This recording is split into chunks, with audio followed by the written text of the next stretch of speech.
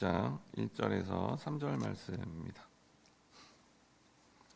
호세아 6장 1절 말씀입니다. 오라 우리가 여호와께 돌아가자. 여호와께서 우리를 찢으셨으나 도로 낫게 하실 것이요 우리를 치셨으나 싸매어 주실 것임이라. 여호와께서 이틀 후에 우리를 살리시며 셋째 날에 우리를 일으키시리니 우리가 그의 앞에서 살리라.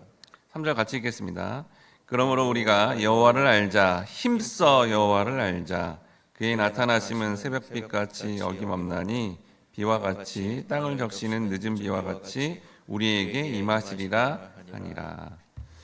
하나님께서 우리에게 말씀을 듣고 하나님을 더 알아가는 자리로 부르셨습니다. 오늘은 여호와를 힘써 알자라는 제목으로 말씀을 나눌 때 여러분 모두가 하나님을 더욱더 알아가시는 귀한 시간 되시길 주님의 이름으로 축원합니다. 호세아 6장 1절에 보니까 오라 우리가 여호와께 돌아가자. 여호와께서 우리를 찢으셨으나 도로 낫게 하실 것이요 우리를 치셨으나 싸매어 주실 것임이라 라고 합니다. 호세아는 하나님의 계시를 통하여 북이스라엘의 멸망을 되돌릴 수 없는 일로 전제하고 이러한 멸망의 와중에도 바로 구원을 도모할 수 있는 방안을 선포함과 동시에 구원은 반드시 여호와께 돌아가야만 된다는 보편적 진리를 선포하고 있습니다. 여기 오라라는 원어적 의미가 걸어가는 행위를 지칭하는 동사로 바로 죄악의 자리에서 걸어가 적극적으로 하나님께 나아가야 된다는 것을 의미하고 있습니다.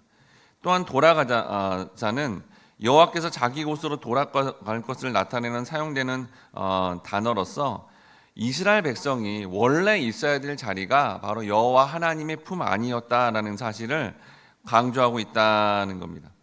그들은 원래 하나님의 품에 있으면서 평안함을 누리던 자였는데 세상의 유혹을 받아 여호와를 떠나버렸습니다.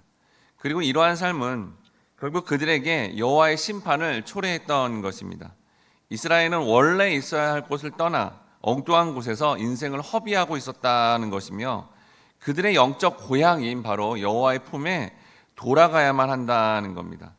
시대와 장소를 불문하고 모든 하나님의 백성들은 이 말씀을 기억해야 된다는 겁니다. 물론 하나님의 백성들은 하나님과 더불어 동행하고요, 또 말씀에 순종하고 이렇게 기도하고 예배도 드리지만 우리가 육체를 가진 이상 죄성을 가지기에 어느 때나 하나님을 멀리할 수 있고 하나님을 떠나갈 수 있다는 겁니다. 그러나 하나님의 백성은 반드시 하나님께 돌아가야 된다는 겁니다.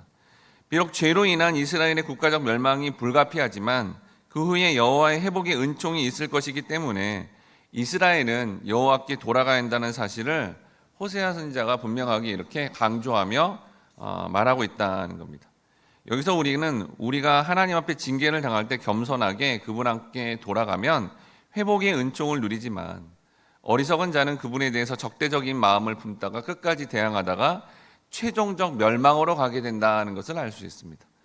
호세아 6장 2절에 보니까 여호와께서 이틀 후에 우리를 살리시며 셋째 날에 우리를 일으키시리니 우리가 그의 앞에 살리라 라고 되어 있습니다. 1차적인 문자로 보면 하나님께서 이스라엘을 이런 날짜에 입각해서 속히 회복한다라는 의미로 보입니다. 그런데 진정한 의미는 구속사 관점으로 보면 하나님께서 십자가의 죽음으로 무덤에 묻혀진 예수 그리스도의 부활을 통해서 우리를 궁극적으로 구원하신다는 말씀입니다. 여러분 잘 아시지만 예수님께서 금요일 오후에 무덤에 묻혀 토요일 하루를 지내고 주일 새벽에 부활하신 그리스도의 부활 시간은 날짜로 보면 사흘이고 시간으로 보면 이틀입니다. 이런 점에서 오늘 본문의 이틀 후에 셋째 날에 일으킨다는 이 예언의 말씀은 구속사적 측면에서 예수 그리스도의 부활을 예견한다는 그 말씀이다라는 겁니다.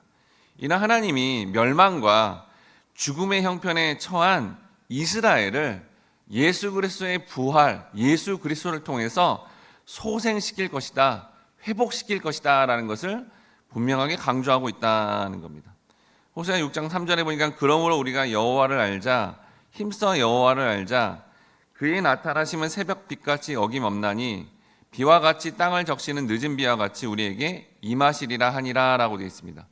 1절에는 뭐라고 되어 있었죠? 여호와께 돌아가자. 3절에는 어떻게 되어 있죠? 여호와를 힘써 알자. 바로 이게 호세아 전체 성경의 핵심 주제입니다. 여호와께 돌아가고 또 여호와를 힘써 알자라는 뜻입니다. 여기 힘써라는 단어의 원어적 의미는 누군가를 추적하거나 뒤를 쫓아가는 행위를 의미합니다. 이는 여호와를 알기 위해 하나님 백성이 마치 적군을 끝까지 쫓아가듯이 끊임없이 여호와를 알아가는데, 성경의 말씀을 알아가는데 최선을 다해야 된다라는 것을 알 수 있습니다. 이처럼 전력 투구하며 여호와 성경의 말씀을 알아가는 것이 하나님 백성의 올바른 자세다라는 것을 말씀하고 있습니다. 그럼 여러분, 여호와를 안다는 것은 무엇을 의미할까요? 이게 단순히 그냥 아는 게 아니라 서로 인격적으로 알 뿐만 아니라 누구와도 배타적인 연합을 이룬다는 의미로서 이 단어의 의미가 뭐냐면요, 삶의 자리에서 가장 치열한 전쟁터에서 전쟁이 얼마나 처절한 것인지 생생하게 알고 있을 때, 우리 흔히 뭐 전우라 그러죠. 그러한 자리에서 알게 되는 그 알미다라는 겁니다. 호세아 선지자에게 하나님을 아는 지식이라는 것은 그분과의 긴밀한 영적 관계, 그분의 말씀에 믿음으로 순종하는 것, 그분 자체를 경외하는 것을 나타낸다는 겁니다. 호세아 선지자는 이러한 지식으로 하나님을 알아야 된다라고 이렇게 힘써 호소하고 있다는 겁니다. 여러분, 우리가 이렇게 왜 여호와를 힘써 알아야 될까요? 이게 아는 게 그냥 알게 되니까 알았다라는 게 아니라, 이렇게 알아야 우리 인생의 가장 중요한 영원한 생명인 영생을 얻기 때문입니다. 이거에 대해서 예수님이 신약 시대에 바로 이제 요한복음에서 이렇게 말씀합니다. 요한복음 17장 2절에 보니까 아버지께서 아들에게 주신 모든 사람에게 영생을 주게 하시려고 만민을 다스리는 권세를 아들에게 주셨음이 이로소이다라고 합니다. 구원의 대상은 하나님께서 영생을 주게 하시려고 한 선택한 사람들이라는 겁니다.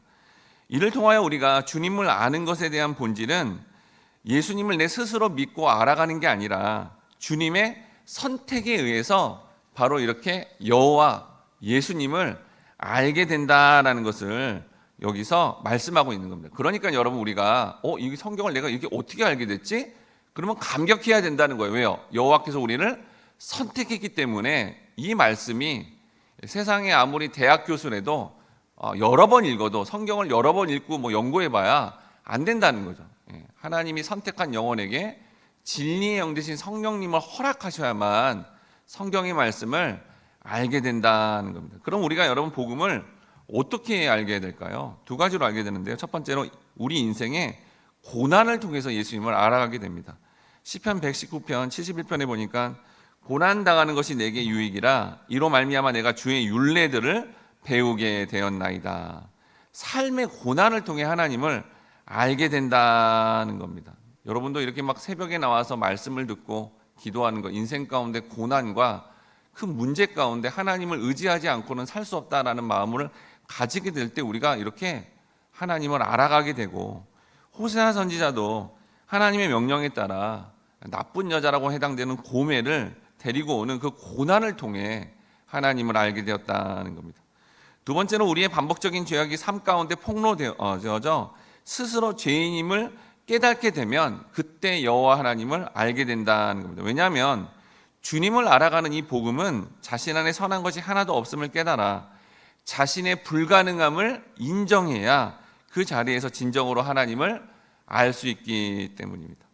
이렇게 하나님을 알게 되면 어떠한 결과를 얻게 될까요? 아주 중요한 말씀인데요. 요한복음 17장 3절 말씀입니다. 같이 한번 읽어보도록 하겠습니다. 시작.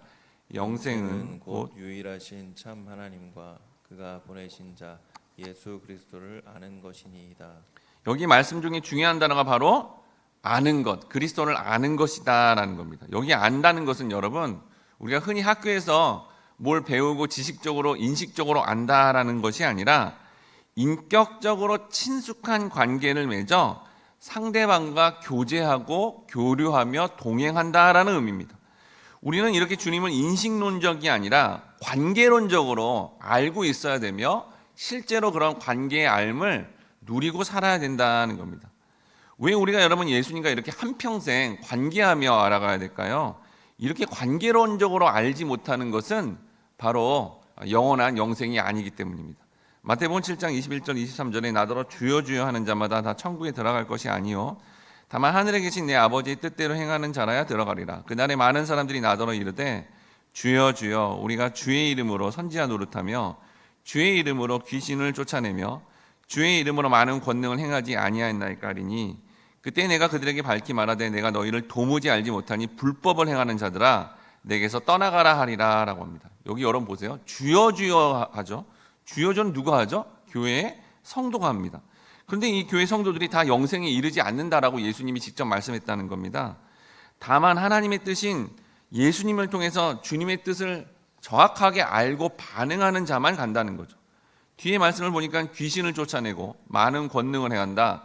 신앙생활에 여러 가지 봉사도 한다는 겁니다. 그런데 이게 예수 그리스도 안에서 관계하면서 행한 게 아니라 자기의 뜻대로 자기 의를 가지고 그렇게 한 것이라면 그게 불법이고 영생에 이르지 못한다는 것을 우리가 정확하게 알아야 된다는 겁니다. 또한 이걸 알아야 됩니다. 마태복음 25장 11, 13절에 보니까 그 후에 남은 처녀들이 와서 이르되 주여 주여 우리에게 열어줘서 대답하여 이르되 진실로 진실로 너희에게 이르노니 내가 너희를 알지 못하노라 하였느니라. 그런즉 깨어 있으라 너희는 그날과 그때를 알지 못하느니라. 봐요. 이렇게 주님과 현재적 시점에서 바로 알아야 된다는 거죠. 여기 뭐 주님과 관계하는 처녀 신부라고 하는데 바로 등불 기름이 현재적 시점에 없을 때 바로 주님이 모른다 하셨다라는 겁니다. 즉 주님을 알아가는 시점이 과거에만 머물면 안 되고 현재적으로 믿고 실제로 관계하며 살아야 된다는 겁니다. 그러므로 우리가 여러분 몇 년 전에 몇 달 전에 예수님 영접하고 알았는데요 라고 하면 안심하면 안 된다는 겁니다.